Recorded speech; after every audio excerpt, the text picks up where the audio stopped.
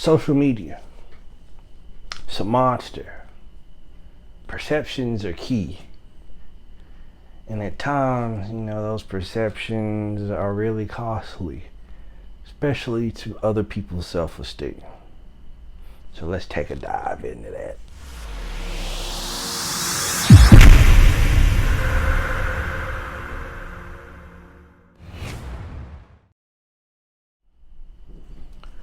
We back again with another week. Talk to me Tuesday. It's me, Professor Christopher. I'm still running with it. We back up and going again. Talk to me Tuesday. So, like I said, social media, man, it's wild. It's a monster.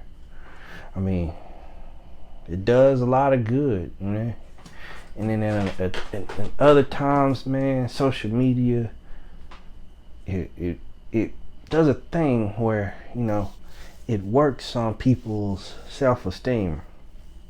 They see other people doing all kinds of things, and, in the back of your mind, you're like, well, why isn't this happening for me? Let's not get it misconstrued here.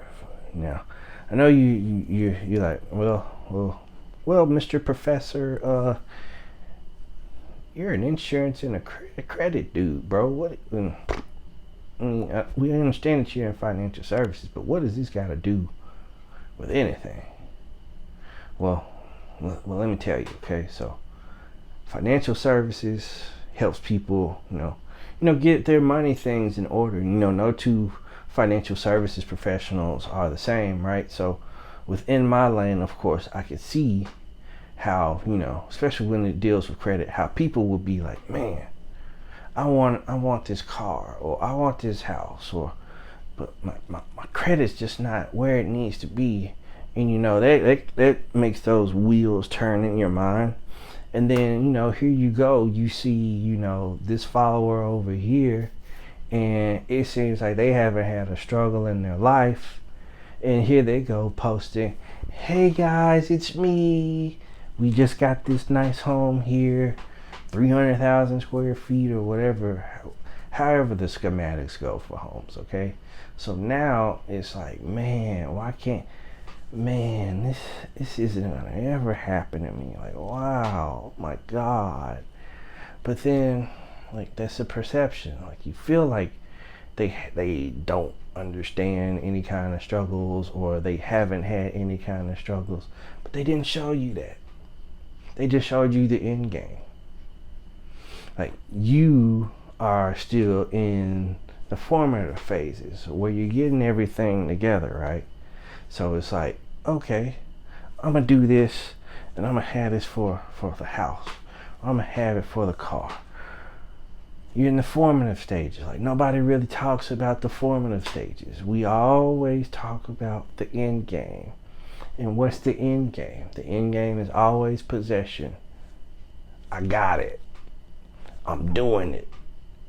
Like, for whatever odd reason, like, you can't actively struggle to get to the possession, but you can, when you get to possession, you could go all the way back to the beginning and talk about the struggle, and then all of a sudden it's okay. It's like, why is this a thing? Like, why can't I talk about the struggle on into, ta-da, here it is, I got it, I worked for it, I did it, this is what I did.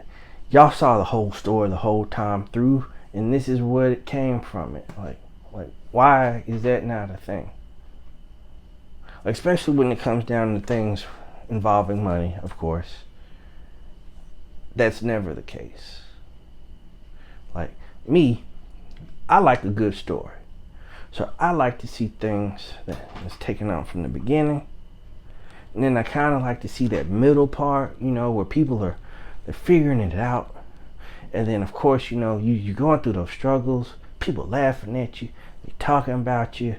They're bringing up old stuff that you used to do. You've completely changed as, as a grinder, as a struggler, as a person. But yeah, they still, they talking about how you didn't have $2 for the cheeseburgers back when they had the Big and Tasty or whatever, McDonald's or something like that. Some old stuff, right? But they see, you grinding, you working. And then you get to the end, and then it's like, yeah, man, yeah. And then, of course, those old people that were talking about you because you didn't have $2 for a cheeseburger are now, they're cheering for you. Man, I always knew you can do it. I don't know, man. It's an odd thing. But what I would tell you, as a person who works in my sector of financial services, do not let these perceptions fool you. Everybody's working. Everybody's doing a thing. Of course, some people have more money than others, right? But what does that mean if you can't manage it, right? So you thinking that this person is all that in a bag of chips, they got it going on. But off these apps, they're struggling, they're drowning.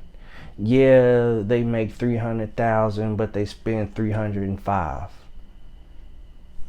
It's still broke, ain't it? I mean, it's the same thing. Like if you make 28 and you spend 30, you and that person that's making 300 and they spent 305, you in the same boat. Don't let these perceptions hurt you, man. The only thing that we particularly like to tell our clients when they're in the process of doing things, man, just keep your head down, keep on working.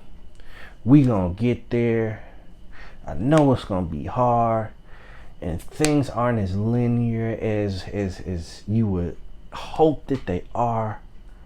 We trying to break generational curses, or you're trying to overcome, the lack of knowledge that a parent or a guardian didn't give you because their parents and guardians didn't give them nothing.